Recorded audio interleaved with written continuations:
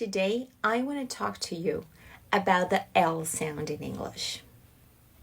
In Portuguese, we would pronounce these two words the same way, mau and mau.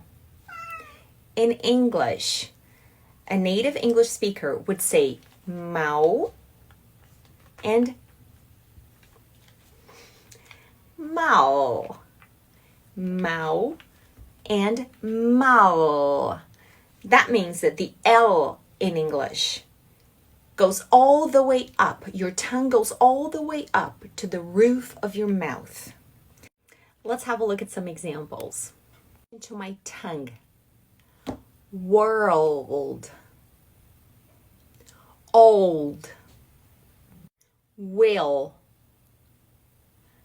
Real. Detail. Personal. All.